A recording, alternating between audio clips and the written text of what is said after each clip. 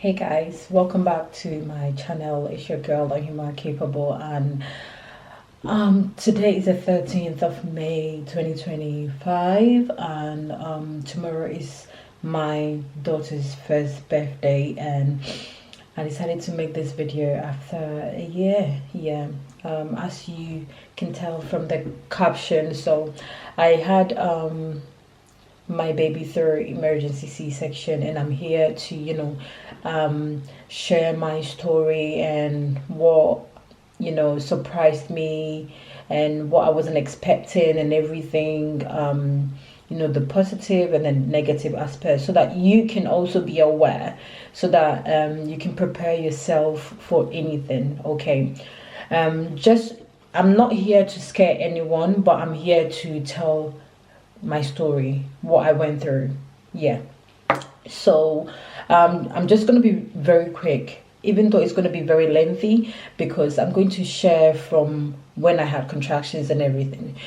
So I had a very healthy pregnancy. I had no sickness. I was very strong during my pregnancy. If you saw me, you would know that.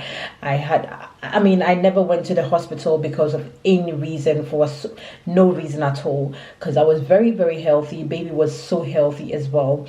And I had a very, positive mind that I was going to have vaginal delivery. I was very positive on that because few weeks before my due date, the baby's head was down already. So I was very, very happy.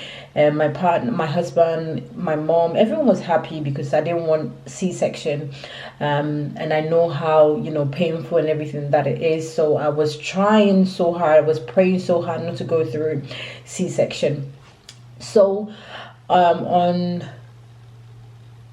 Monday, 13th of May 2024, I went into labor, and before that I was over 2 weeks overdue. I was 2 weeks overdue because my due date passed like over 2 weeks and baby wasn't coming and there was no sign, and my midwives told me to still wait before they do some examination on me whatsoever. So I was still waiting. I was still praying that I'll go into labor every day, and one night we prayed so hard, myself and my mom, and then on the next day, which was 2 a.m., I think between 1 to 2 a.m. on Monday, 13th of May 2024, I went into labor right after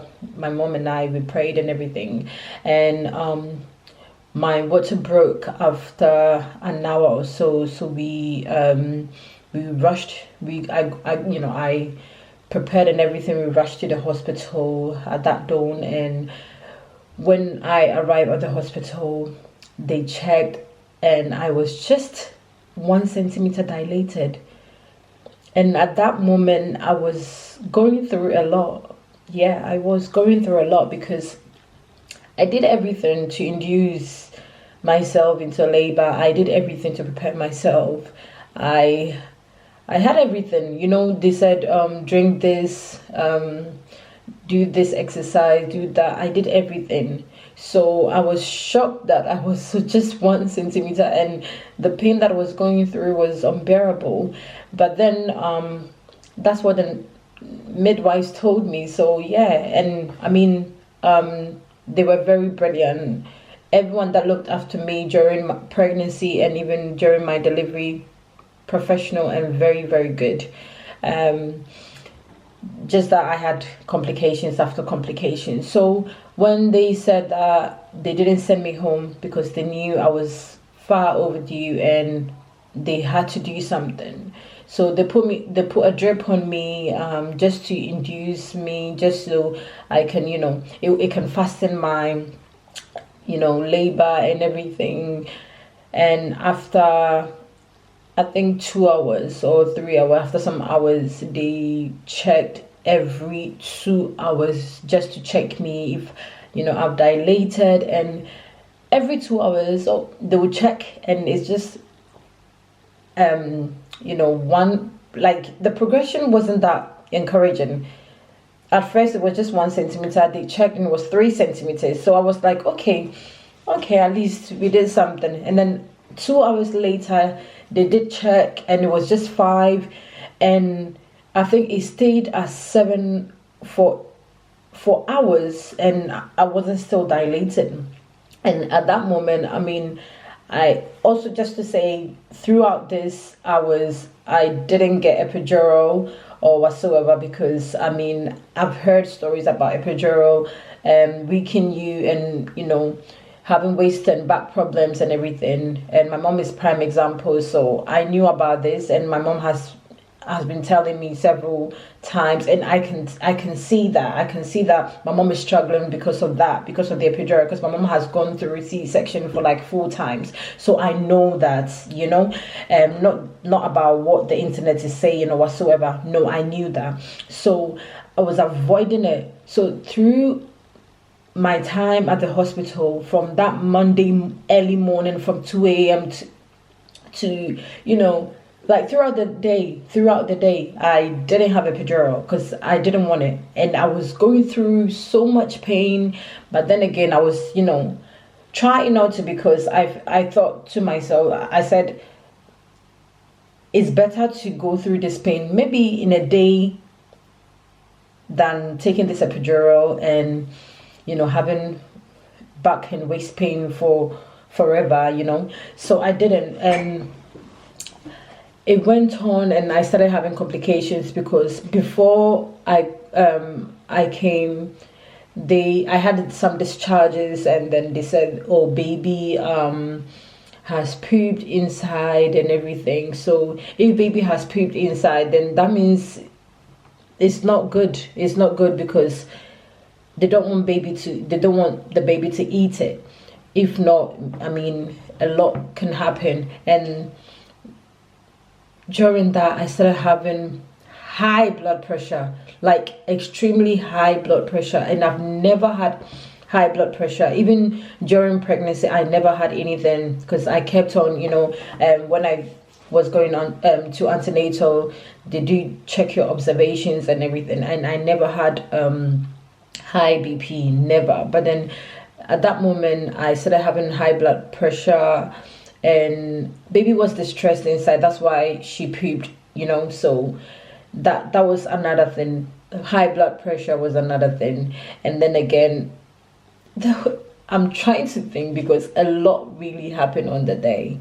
But in short, after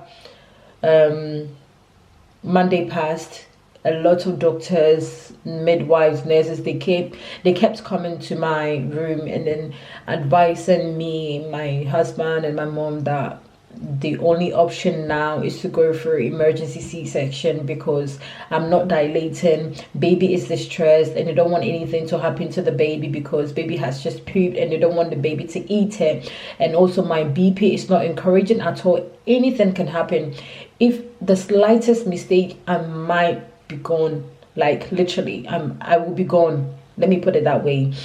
And it wasn't safe for myself and for the baby. So the only way out was emergency section, and that was what we never wanted. We prayed against it. We prayed against C-section my entire pregnancy, like the entire 9 or 10 months, because I was pregnant for over 10 months. So yes, we prayed against it. So we didn't want to hear C-section, no. And we were like, no, we don't want it. We are still praying. We are still, trying. I want to still try. And it got to a point, a lot of doctors kept coming, and it became scary. I work at the hospital, so when health professionals keep coming and they are talking to you in a certain way, you know that this is serious. So if you don't follow that and anything happens, that's on you, that's not on them. And at that moment, myself and my mom, we agreed. And then my husband was like, no. My husband was, challenging them and trying to be book long and everything. And the pain, I was still going through pain. It's not like as if the pain stopped for a minute or stopped for an hour or so. And I had no epidural. The only pain relief was gas and air, and yeah, gas and air. So it got to a point that the gas and air wasn't even working because the pain was unbearable. So the gas and air was working for me from the beginning, but later on it wasn't working for me. It wasn't efficient anymore. So I told my husband that, you know what, it's fine. I want to go through the C-section. It's fine for the baby's safety and for my safety. I mean, I've tried. We've all tried. We've tried the entire day, and I'm still not dilating. I'm just 7. It's not even 8, 7. So I don't think. I mean, no. And because I was having complications, baby was having complications. The only safest way was to go through C-section. So we talked to him, and then we finally agreed, and we signed. And they had to like make plans for me, like make a arrangement for me the next morning for me to have the emergency C-section. And the entire time that I was in labor, my husband was coming in and out hospital and everything. But then when they said they want the next following day, when I had to go through the emergency section, we were hoping and praying that I will have like an early C-section, early time. Yeah, but then they gave me a completely like later time in the morning, and my husband was also starting a new job on that very day, and that job was something that he's been praying about, so he had to leave. Yes, he had to leave. And I remember that day, that morning, I was pushed into theater, and the fear, like, it was so scary. But then I had my mom. So I was okay. I was calm because I had my mom, and my mom was praying the entire time. So I felt like, yeah, I've got a strong pillar here, and there's nothing for me to be scared of. The moment I entered the theater, I started shaking, guys. Like, it's crazy. I don't know why. I started shaking. I was literally shaking non-stop. Like, I don't know how to do it, but I was shaking non-stop. Yes, the theater is cold, but then again, this fear crippled me, and I didn't know what to do, and I was so scared because what I prayed against, I'm going to go through it, and I didn't know what to expect because I never read or watched anything about C-section. So I was so scared because I didn't know what I was going to get myself into.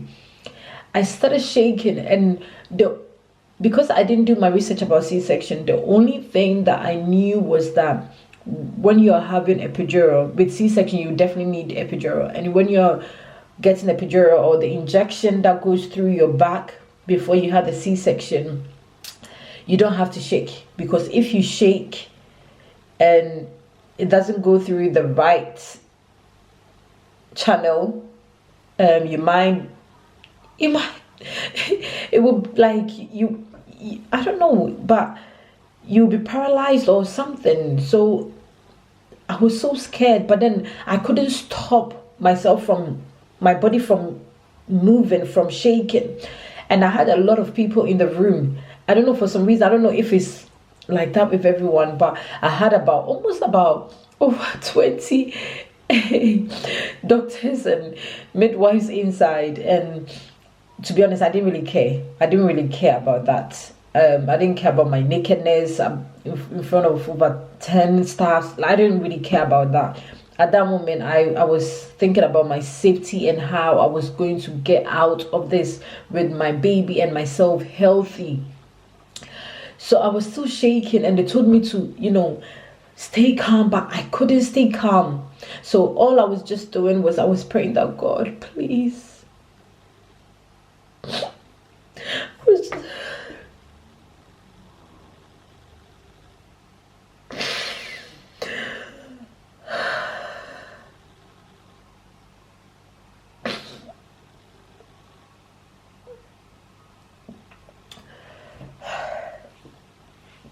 I was just praying that, God, please, I don't want anything. I don't want to have any. I don't want to have any severe consequences after this, because I want to go out strong, healthy. The bubbly me. I just didn't want to go through anything. So please, because I was shaking. I don't know. I was shaking. I don't know how to explain this, but after my birth, I saw several videos online about other women going through that. So I knew it wasn't something new. So I was just shaking, and I was just praying that, God, I can't, just help, God, help me, because I can't stop my body from moving, and I don't want to have any problems after because of this, because I've heard if you don't stay calm, the injection can paralyze you, or So I was trying my very best, and I couldn't, and I was just praying. And after I went through that, I was still shaking. I shook the entire time of being inside the theater until I left. So guys, I shook the entire time of being in the theater, and then after 10 minutes, they were able to bring Lilibet out. She came out, and for a few seconds she wasn't crying, and then later on she started crying. So that scared me, because I was like, oh my god, and yeah, she started crying, and I felt this relief. But yes, so I was still shaking, and for some reason, because I went through all the emotions and because it was like a roller coaster. When she came, I was happy redeemed, but I couldn't express myself. And then again, because my husband wasn't there with me, because he also had to be at work, and I knew how he was probably feeling being at work, because I can sense it, and I can tell that, he wanted to be there so bad, but then it's his first job, and it's something that he's prayed for. So yeah, he had to leave. They didn't give him any days off or whatsoever, so he had to do that for us. So he went, and I think his absence also made it worse. Yeah, but then again, I understand the situation, but it made it worse. And my mom was there. My mom had the baby and went to the other side with the midwives. They gave Lilibet a bath and everything, because obviously she was full of blood, and also poop. Toilet was just all over her.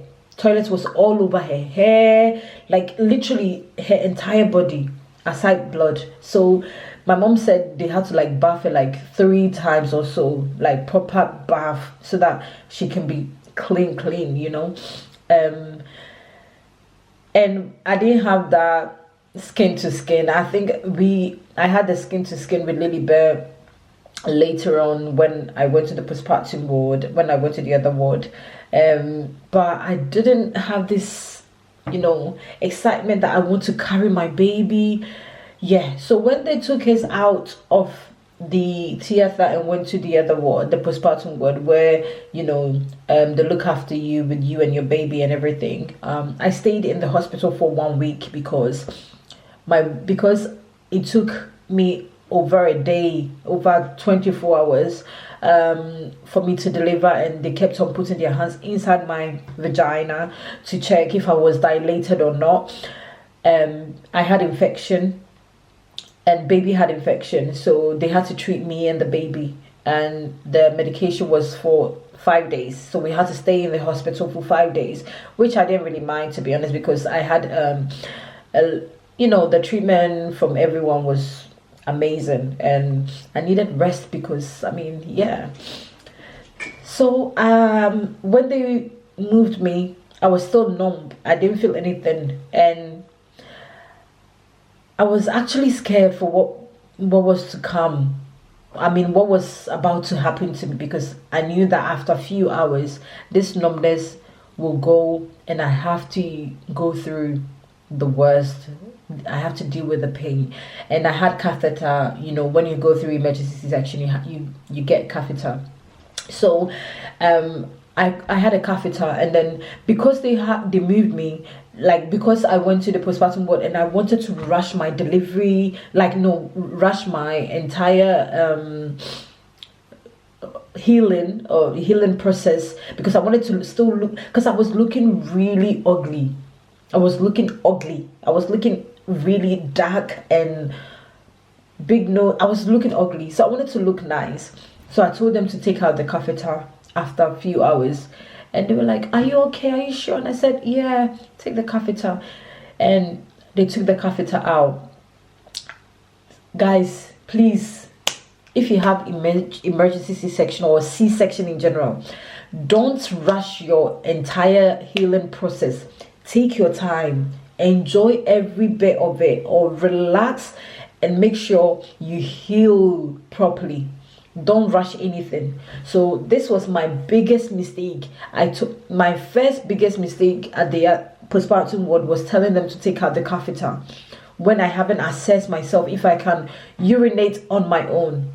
So they took it out, and the moment they took it out, I started, the numbness, you know, left and everything, and I started feeling pain. And now I want to pee, and I can't pee on my own. This pain was crazy. So I had to call the nurse, the midwife.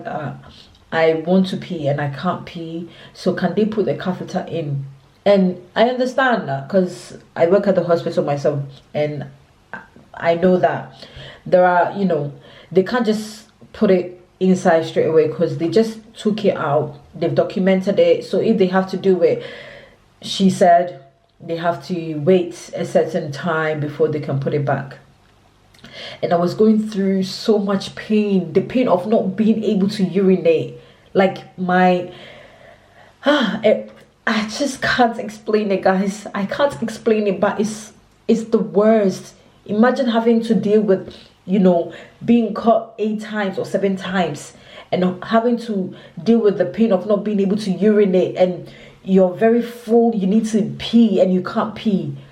Don't ever tell them to take out the catheter after a C-section. Take your time and assess yourself. So that's what they did. That was the first mistake I did, and I started having itchiness all over my body. I didn't know. I called.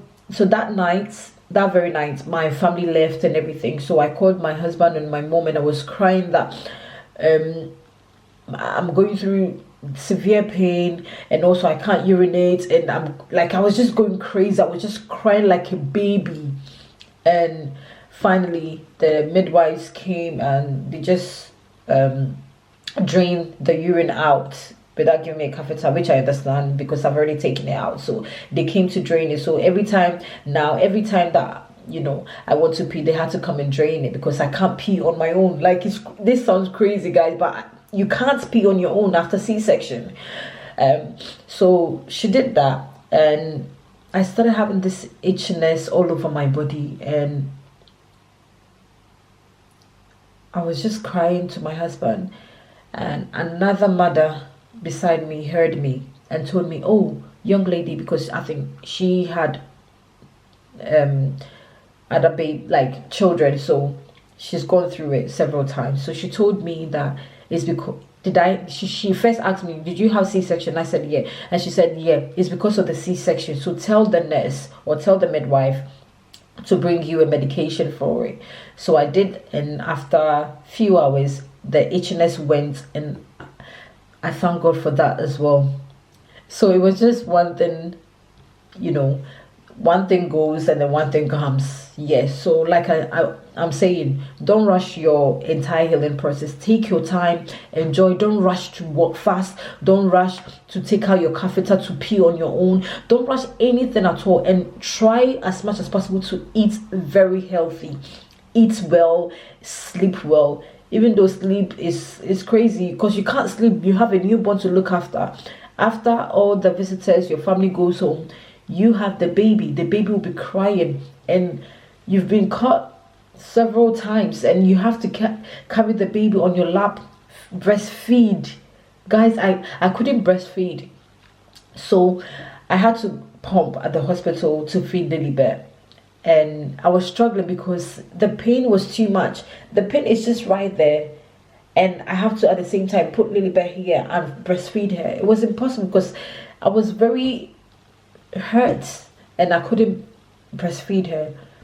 The thing is, I felt disgusted about myself because I mean, you've not showered for like 2 days or a day or so, over a day, and I was bleeding.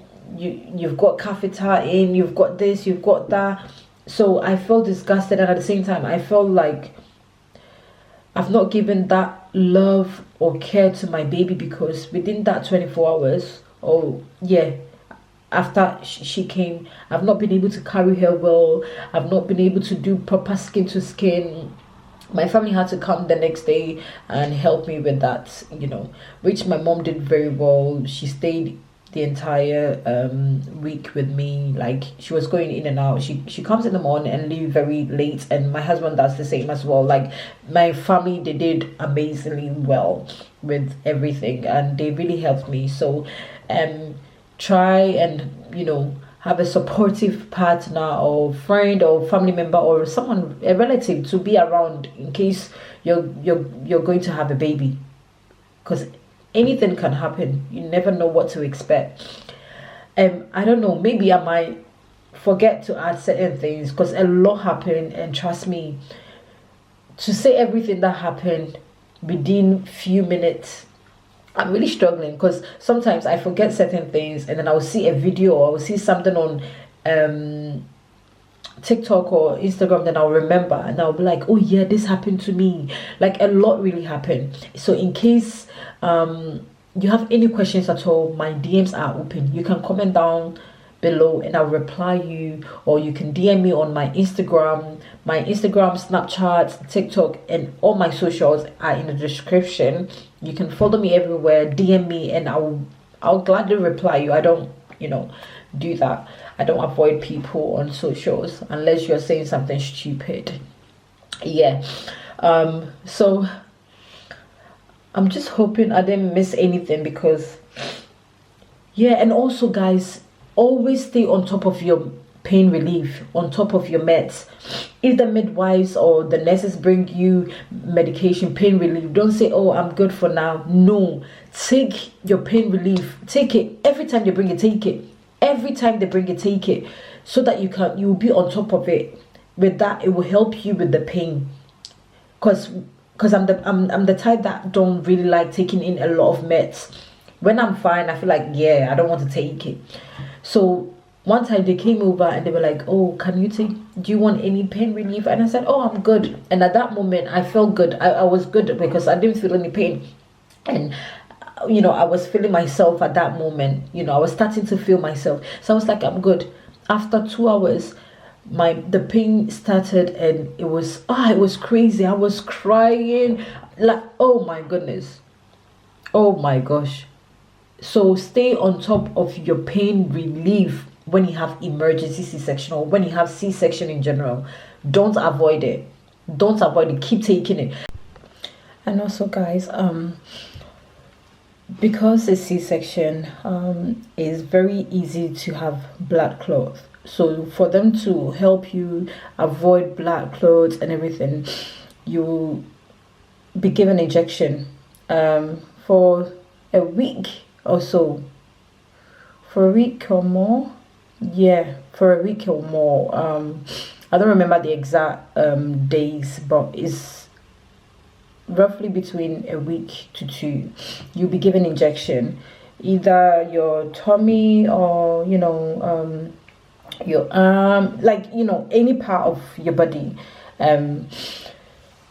but not delicate part though. Yeah, so you'll be given injection to avoid blood clots, which you will have to do it.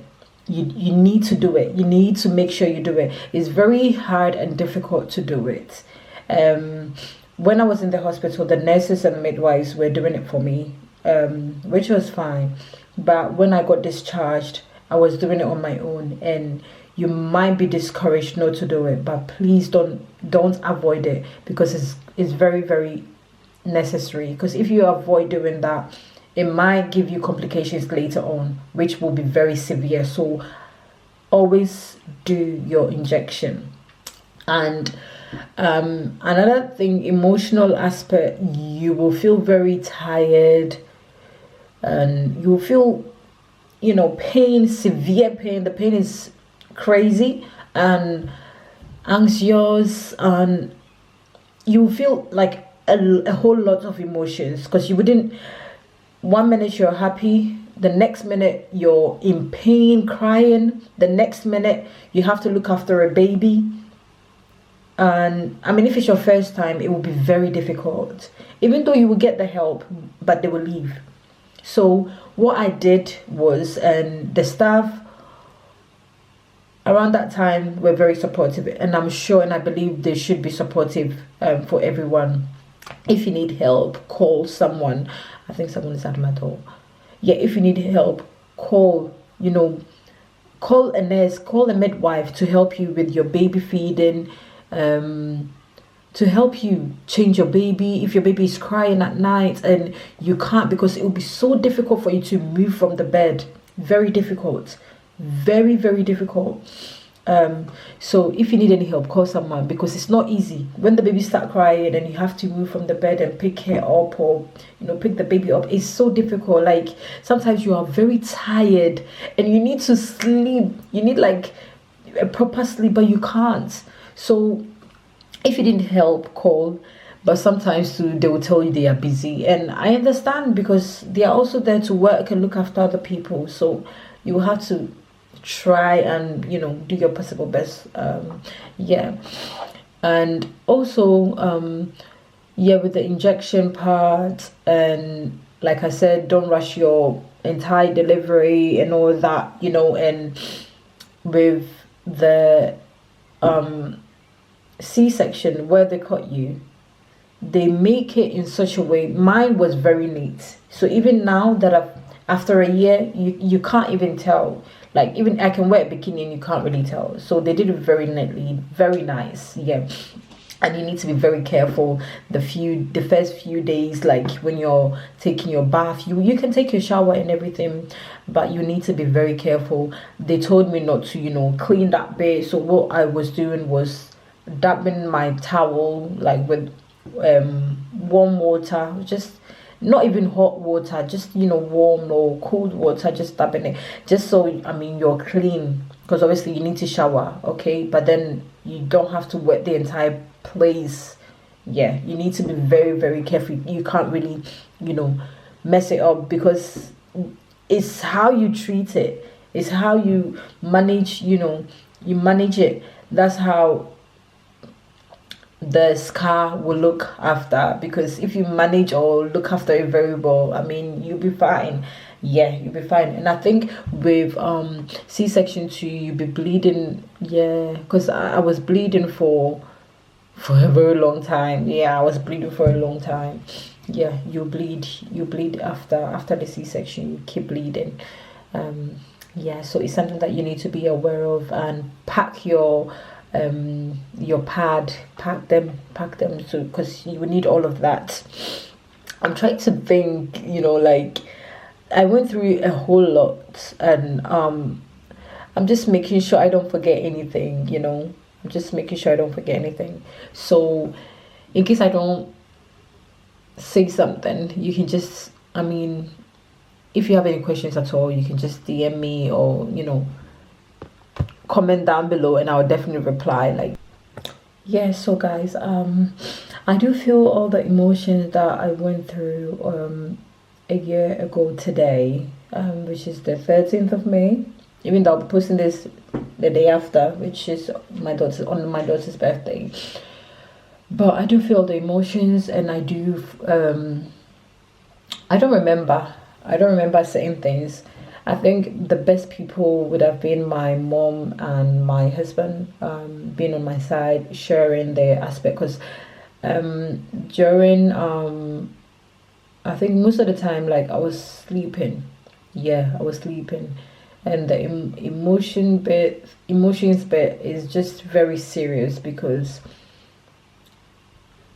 after birth you will feel like you're not connected with your baby enough, and even when people come to visit, like you will feel, you'll be happy and everything, and then the next minute you're not interested. So I mean, a lot happened, and I'm just here to create awareness that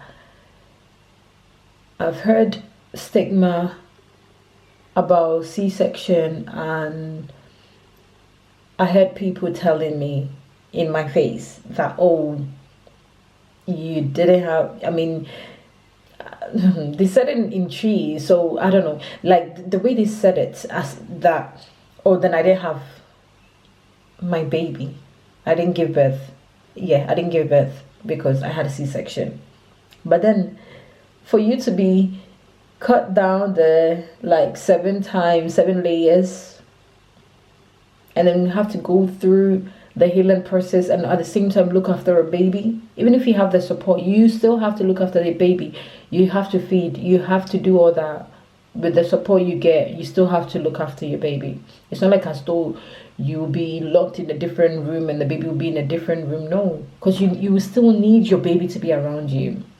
So C-section is serious, and massive respect to everyone that has gone through C-section. You guys don't know the strength that you guys carry, and God richly bless you all. I mean, God bless all mothers. But then again, if you had your baby through a C-section, you need to be very proud. You need to be open about it. You need to talk about it. You don't have to feel scared or feel that you're less of a woman because you had C-section. You need to talk about C-section. You need to talk about that. It's now part of, you know, our everyday life. Don't be a woman that would say, oh, I don't want to go through C-section because I want people to see me to be a good woman or a good mother, you know, just to prove a point, but then end up dying or end up having a severe complications your entire life. C-section is another way out, because if C-section wasn't there, a lot of women would have died, including myself. Because imagine days and I'm still not dilating. I would have probably died. Same with my baby, because my baby was distressed. The moment I got to the hospital, she had pooped and I was having a different discharge, and I was told she has pooped, and my BP was just over the roof.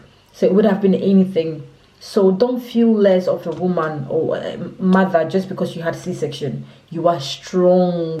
And majority of the times, this stigma actually comes from, our fellow women, which is really sad. Really, really sad.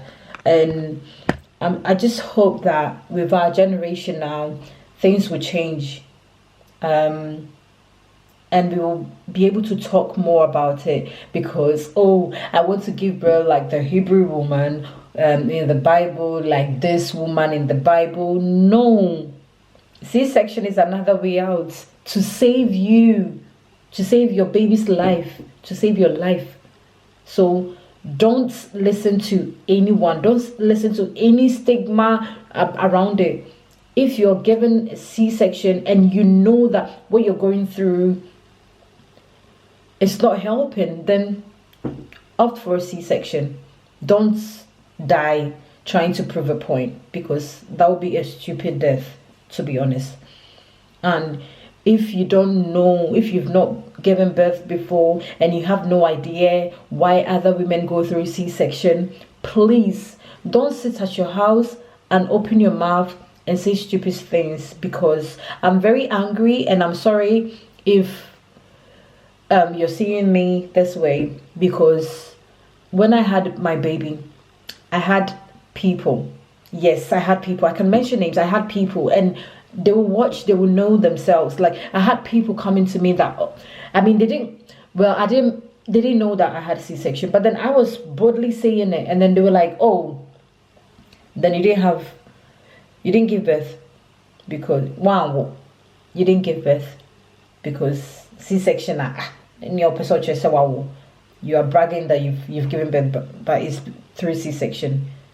At that moment, I was like, it was new to me. At that moment, I didn't really react this way because it was new to me. I didn't know that there was stigma behind C-section. So I was like, oh no, it was, it was painful. I was just happily talking about my journey and everything. And then I later saw several posts on social media that there is this stigma behind it. Honestly, sometimes I just pray that such women go through even the worst, just so they learn some sense. So whenever another lady or another woman tells me that and they don't have kids, within me, in my head, I pray that may God even give you what's worse than this, so that you will learn the hard way. Yeah. And other women too, older women too, that talk just like this, like that talk about C-section this way, is because they are not educated. And I don't know what to say. Like, it's not their fault because they were not educated enough, and also most of them are very religious and they just go according to the Bible, which they misinterpret it anyways. Because if you're very religious and you are educated and you have the Holy Spirit, like, you understand the Bible in a certain way. So I feel like such women or such people that talk about the Bible that way and categorize mothers who go through C-section to be less of women or less of a mother are just not true Christians, to be honest. So yeah, I'll just end here, and thank you for watching. Thank you for tuning in till this time, and please subscribe and click on the like button, and also comment down below anything you want to say, anything at all. Even if you have nothing to say, just send a love emoji. And if you have any question, my DMs are open anywhere: Snapchat, TikTok, Instagram, everywhere. If you have my number too, you can WhatsApp me. If you have none, you can comment down below and I will gladly reply. I don't mind. I definitely forgot a lot, and I just didn't want to do this video with my husband and my mom. Yeah, it's my channel. So in case you want to ask me anything, just comment down below. Okay, thank you so much for tuning in, and I have a lot of videos coming, and I'll catch you in my next video. Bye.